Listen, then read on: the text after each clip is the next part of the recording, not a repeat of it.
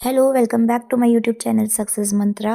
अब जो है हम लोग EVS class 5th chapter 3rd पे आ गए फ्रॉम टेस्टिंग टू डाइजेस्टिंग।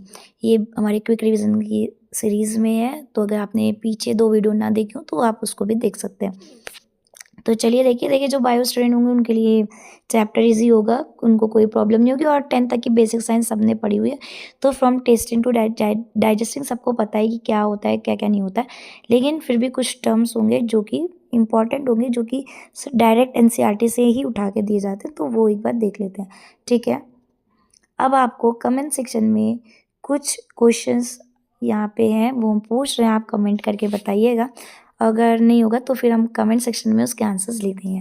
तो पहला है, on which part of the tongue could you get the most taste in front, at the back, on the left और right side of the tongue. तो किस टंग के किस पार्ट में आपको टेस्ट सबसे ज़्यादा मिलता है, तो ये आपको कमेंट करके बताना है इसका आंसर क्या होगा। तो चलिए आगे बढ़ते हैं। हम देखिए, कुछ आपको इतना सब कुछ दिया हुआ है, लेकिन आपको सब कुछ नहीं पढ़ना है, लाइन बाय लाइन नहीं पढ़ना होती है, सिर्फ वही पढ़ना है जो कि इम्पोर्टेंट है। तो अब आता है स्ट्रेट फ्रॉम द हार्ट। तो सर्कुलेटरी सिस्टम है, ये आपको मालूम है। डाइजेस्टिव सिस्टम का पूरा आपको प्रोसेस भी मालूम है कि कहाँ से क्या होता है। और अगर आपको नहीं मालूम है तो एक हम क्विक कर लेते हैं कि जैसे माउथ है, बक्कल कैविटी, जिसमें क्या होता है आपका सलाइवा प्रेजेंट होता है। ओके, फिर उसके बाद कहाँ जाता है, वो एसोफेगस से आपके जो है स्टमक में पहुँचता है, ठीक है? स्टमक में पहुँच गया, फिर उसके में वहाँ पर क्या हुआ, जैसे लेई जैसा खाना होता है, पूरा मथ जाता है और फिर उसको वो आगे मूव करता है स्मॉल इंटेस्टाइन, फिर लार्ज इंटेस्टाइन, फिर थ्रू एनस रिलीज आउट हो जाता है। तो ये डाइजेस्टिव सिस्टम का एक छोटा सा है, ये आई थिंक सबको आता है, ऐसे कोई इसमें कोई टफ नहीं है। और बहुत 12th और 10th वाली इसमें साइंस भी आपको नहीं आएगी, तो परेशान होने की ज़रूरत नहीं है। चलिए आगे बढ़ते हैं। आगे है आपकी जो है स्टोरी या स्टमक विद अ विंडो। तो इसमें आपको कुछ नहीं है पढ़ना है, सिर्फ आपको ये या थोड़ा से 1-2 वर्ड्स हैं जो कि आप ध्यान दीजिएगा। जैसे डाइजेस्टिव जूसेस के बारे में, ठीक है? तो डाइजेस्टिव जूसेस कहाँ कहाँ से मतलब क्या है वर्ड, तो ये याद रखिएगा। वैसे इसमें इतना कुछ दिया हुआ नहीं है, तो आई डोंट थिंक सो इतना इम्पोर्टेंट, और इससे कोई क्वेश्चन भी आएंगे या बनते हैं, ठीक है? ये स्टोरी टाइप की है, ये पूरी स्टोरी नहीं पूछी जाएगी आपसे, कौन सी है, क्या है, कुछ नहीं पूछा जाता है। चलिए आगे बढ़ते हैं। हाँ, अब यहाँ पे थोड़ा सा आप ध्यान दीजिएगा।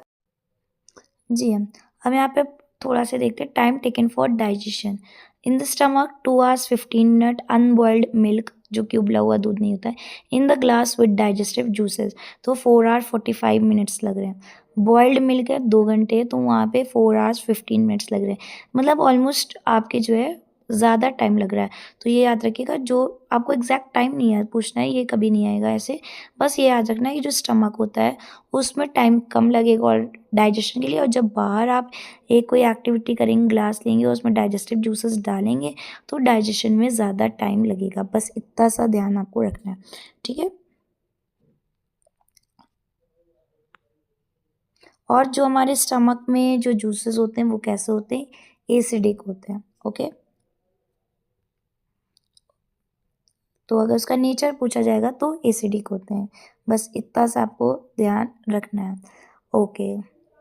अब यहाँ पे एक चीज़ है, ये कुछ जो है ये बहुत इंपॉर्टेंट है। जैसे ये रश्मि का दिया हुआ है, एक 5 इयर्स की है, वो 3 इयर्स ओल्ड है, उसके थिन आर्म्स और लेग्स हैं, उसका जो स्टमक पॉट लाइक बेली है, स्टमक लाइक अ बैलून है, और वो बीमार पड़ती है, थक जाती है, स्कूल भी नहीं जाती है और उसके में स्ट्रेंथ नहीं है, ठीक है? रीज़न क्या दिया हुआ है इन्होंने कि she is lucky if she can get a little rice और 1 roti to eat in a whole day. मतलब इसमें क्या है कि माल न्यूट्रिशन की कमी है, मतलब उसको रोज़ खाना नहीं मिल पा रहा है, जिसकी वजह से ये चीज़ें उसके साथ हो रही हैं, ठीक है? तो ये याद रखिएगा। फिर दूसरा एक दिया हुआ है, कैलाश है, फैट एंड फ्लैबी है, पेन रहता है उसके पैरों में, वो एक्टिव नहीं है, लेज़ी है, थोड़ा बैठे-बैठे टाइम करता है।